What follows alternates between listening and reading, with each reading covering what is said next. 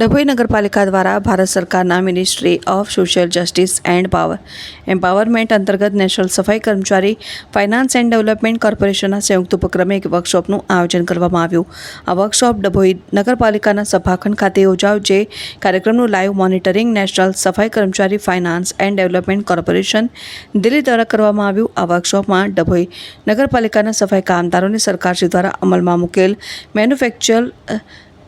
સ્કેવેન્જર્સ act 2013ની વિસ્તૃત સમજ આપી સફાઈ કર્મીઓને રોજબરોજની સફાઈની કામગીરી દરમિયાન કોઈ સાવચેતી રાખવી અને કામ કરતી વખતે કોઈ અકસ્માત ન સર્જાય તે માટેની તકેદારીના પગલાં શું લઈ શકાય તે અંગેની સમજણ આપવામાં આવી હતી. ને સરકારશ્રી દ્વારા અમલમાં મૂકવામાં આવેલ સફાઈ કર્મચારીઓ માટેની યોજનાઓ તથા કર્મચારીઓને મળવા પાત્ર લોનની સુવિધા આપવામાં આવે છે તે અંગે પણ સમજણ આપવામાં આવી. આ પ્રસંગે ગાંધીનગરની આવેલ રમેશભાઈ દેસાઈએ વર્કશોપમાં તમામ જાણકારી પૂરી પાડી હતી અને સફાઈ કામદારોના તમામ નાના મોટા પ્રશ્નોને હલ કરીને હંમેશા સફાઈ કામદારોના હિતને ધ્યાને રાખે ડભોઈ પાલિકાના ચીફ ઓફિસર શ્રી જયકિશન તડવી દ્વારા વર્કશોપનું ખાસ આયોજન કરાયું. વર્કશોપમાં ડભોઈ નગરપાલિકાના સફાઈ કર્મચારીઓ અને સેનેટરી ઇન્સ્પેક્ટર મહેશભાઈ વસાવા, સંજયભાઈ ઇનામદાર તથા સફાઈ સાથે જોડાયેલ સુપરવાઇઝરશ્રીઓ હાજર રહી કાર્યક્રમને સફળ બનાવ્યો હતો. આજરોજ ડભોઈ નગરપાલિકા કચેરી ખાતે